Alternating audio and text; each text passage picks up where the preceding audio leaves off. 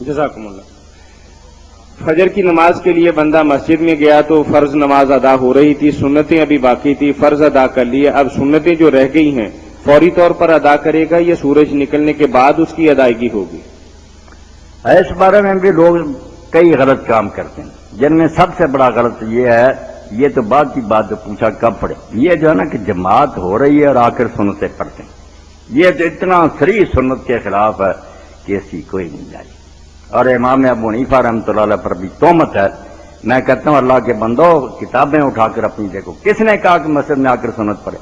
امام صاحب نے اگر دیکھا کہ ان سنتوں کی اہمیت زیادہ ہے، یہ رہ نہ جائے، کیونکہ ان کا مسلک یہ ہے کہ سرے سے پھر پڑھنی ہی نہیں۔ ابو حنیفہ کا پتہ، وہ کہتے ہیں رہ گئی نہ بعد میں پڑھنی ہے نہ سورج نکلنے کے بعد پڑھنی۔ اس لیے ان بیچاروں نے کہا کہ اتنی ضروری سنتیں ہیں، اگر مسجد سے باہر کہیں جگہ ملتی، مسجد کے اندر نہیں، مسجد میں آ کر پڑھے گا بالکل ناجائز، باہر کوئی جگہ ہے اور وہاں بھی اس صورت میں کہ ایک رکعت جو ہے نا پچھلی وہ پوری ملنے کا یقین ہے کہ ایک جاتی رہے گی، یہ اجازت تھی بڑی مشکل سے نکالی، کیونکہ بعد میں وہ سنتیں پڑھنے کے قائل نہیں کسی وقت نہیں، اب مسئلہ سننے بعد کا۔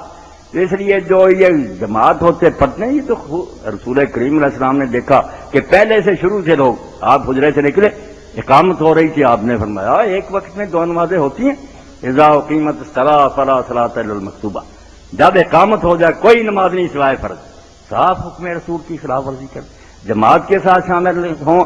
اب بعد کی بات، وہ امام ابو حنیفہ رحمۃ اللہ علیہ کی کوئی بات مانے کہ رہ گئی تو رہ گئی، ایک نفل نماز کی سنت، وہ کہتے کوئی نہیں پڑھنی، نہ اس وقت پڑھنی نہ سورج نکلے پڑھنی، یہ اپنا فتویٰ ہے امام ابو حنیفہ کی، جس پر چل رہا ہے نا کہ سورج نکلے، ان کا نہیں، ان کے شاگرد کا امام محمد کا قول ہے، اور یہ امام احمد بن حنبل اور امام مالک کا کہ سورج نکلے پڑھے۔ شافعی کہتے ہیں اسی وقت پڑھے، صحیح ہے کہ سورج نکلنے سے پہلے اسی وقت پڑھے، جیسے زور کی سنتیں رہ جائیں بعد میں اٹھ کر پڑھتے ہیں، یہ کوئی نفل ہے، یہ اسی نماز کا حصہ ہے۔ اور رسول کریم علیہ السلام کے سامنے آدمی نے پڑھا، آپ نے پوچھا کیا کرتے ہو؟ فجر کی نماز تو دو ہی رکھتے ہیں، اس نے کہا پہلی رہ گئی، فرمایا فرائض کوئی بات نہیں، فساکت، حضور خاموش رہے، کچھ نہیں ڈانٹا کہ فرض ٹھیک ہے، تو اسی وقت پڑھ لے۔ اور جو حدیث پاک پیش کرتے ہیں ذرا چال سن لے، وہ بھی واضح کر دیں۔ فجر کی سنتیں رہ جائیں تو کب پڑھنی چاہیے؟ اگر فرض نماز ہو رہی ہے تو سنتیں پڑھنی جائز ہے یا نہیں، اور اگر نماز نکل رہی ہے تو سنتیں پڑھنی چاہیے یا بعد میں پڑھنی چاہیے؟ بہت اچھا سوال ہے، روز پیش آتا، اس کا فیصلہ کن جواب سن لیں کہ جماعت ہوتے ہوئے سنتیں پڑھنا اس کی کوئی اجازت نہیں، اس سے بڑا ظلم کوئی نہیں کہ جماعت کھڑی ہو گئی ہے، فرض ہے، قرآن امام تلاوت کر رہا ہے، آواز آپ کے کانوں میں پڑ رہی ہے، آپ پیچھے سنتیں پڑھ رہے ہیں، وہ قرآن ہی نہیں اس کا سنتے، اور پھر کاٹ کاٹ کر پڑھ رہے ہیں کہ جلدی کریں کہیں رکوع نہ ہو جائے، یہ کوئی سنتیں پڑھنے والی بات؟ یہاں حضور علیہ السلام نے جب دیکھا کہ پہلے سے لوگ پڑھ رہے تھے، نئی نہیں شروع کی، آپ حجرہ سے برآمد ہوئے، حضرت بلال رضی اللہ عنہ اقامت کہہ رہے تھے، لوگ پہلے کی سنتیں پڑھ رہے تھے، آپ نے فرمایا صلاۃان ایک وقت میں دو نمازیں ہو سکتی، اذا اقیمت الصلاۃ فلا صلاۃ الا المکتوبہ، جب اقامت ہو جائے تو کوئی نماز نہیں سوائے فرض نماز کے۔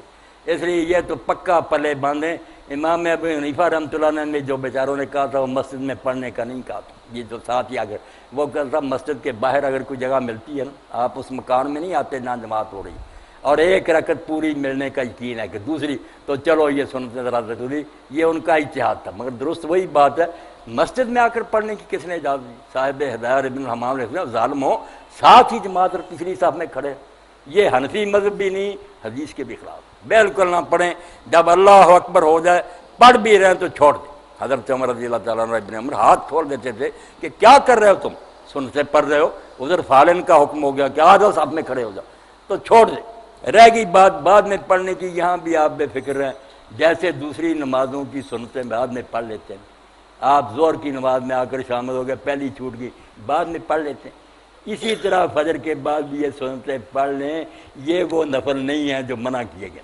نفل جو ہے نا کہ شوقیہ کوئی پڑھنا چاہے اس کا ریا وقت، مگر سنتیں ہی چھوٹی ہوئی، اللہ کے رسول کی ظہر کی چھوٹ گئی، آپ نے نماز پڑھائی، وفد آ گیا، باتوں میں لگ گیا، اثر کھڑی ہو گئی، آپ نے اثر پڑھی اور بعد میں دو سنتیں جو تھی ظہر کے وہ بعد اثر کے پڑھی، اور پھر ساری عمر نہیں چھوڑی کہ چھوٹ گئی جب نہیں چھوڑ، ساری عمر دو رکھتے آپ اثر کے بعد پڑھتے رہے، تو یہ نماز کہلاتی ہے صلاۃ ذات سبب، ایسی نماز جس کی کوئی وجہ ہے، گرہن لگ گیا، آپ سفر پر جا رہے ہیں، طواف کعبہ کیا، یہ نفل بند نہیں.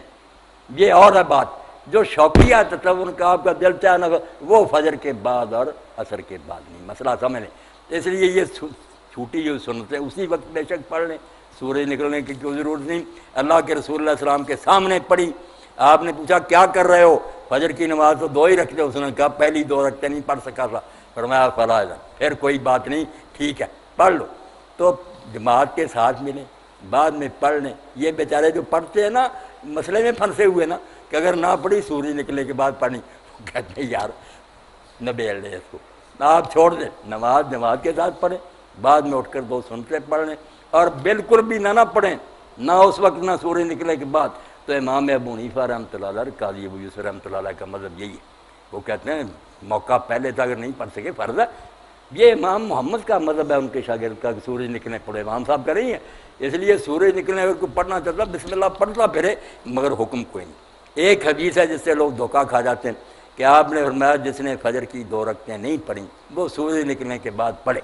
اب انہوں نے اس کا ترجمہ کر لیا کہ وہ نہ پڑھے جب تک سورج نہ نکلے. حالانکہ بات الگ تھی. جس نے پڑھی سامنے جائز رکھا. اس لیے پڑھ لو، قصہ ختم. اگر نہیں پڑھی درس شروع ہو گیا، آپ کو کوئی کام تھا کرنے کے لیے چلے گئے، سورج نکل گیا، تو یہ چھوٹتی نہیں. یہ سنتے نا دوسری سنتوں کے مقابلے میں لگ گئے. یہ آپ نے سفر میں بھی نہیں چھوڑی، وطر میں نہیں چھوڑے، باقی سنتے چھوڑ دیتے تھے. اسی لیے امام حسن بصری واجب کے. تو مسئلہ کیا نکلا کہ اگر سورج بھی کسی وجہ سے نکل گیا اور آپ نے ابھی تک نہیں پڑھی تو یہ نہیں معاف ہوگی. سورج نکلنے پر بھی پڑھنی پڑیں گی.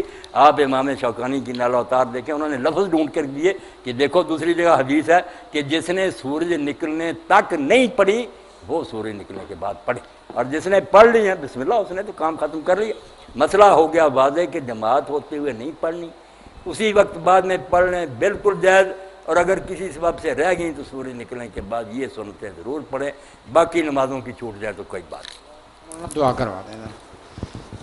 خوش رکھے اللہ پاک، برکت دے آپ سب دوست کو. یہ سلسلہ چلتا رہے. یہ بچوں کی محنت اللہ قبول فرمائے. آپ کا علاقہ خوش نصیب ہے جہاں کچھ لوگ مل کر اللہ رسول کی بات جو ہے نا سنتے سناتے ہیں. ورنہ باہر آپ دیکھتے ہیں پتہ نہیں کیا ہنگامے جن میں دنیا پڑتی ہوئی ہے.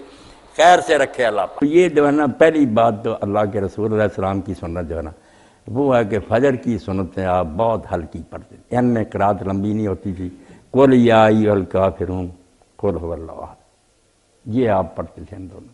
بلکہ حضرت عائشہ رضی اللہ عنہا فرماتی ہیں میں تو سمجھوں شاید اس میں سورہ فاتحہ بھی پڑھتے تھے، بہت ہلکی. اس لیے لمبی جو پڑھتے ہیں نا یہ سنت کے خلاف ہے. ایسا نہیں کرنا چاہیے. ان سنتوں کو بہت جلدی پڑھنا چاہیے، چھوٹی چھوٹی صورتیں. اور یہ 2 صورتیں جو ہے نا ایک پہلی فجر کی سنتوں میں اور اسی طرح مغرب کی 2 سنتوں میں بھی آپ پڑھتے جو بعد میں پڑھی جاتی نا. اور جو طواف کے بعد بھی ہم مقام ابراہیم پڑھتے ہیں طواف کی رکھتے ہیں ان میں بھی یہ اتنی اعلیٰ صورتیں توحید کی کہ ان کے مقابلہ میں قرآن میں توحید کا بیان اور کہیں ایسا مختصر اور واضح نہیں.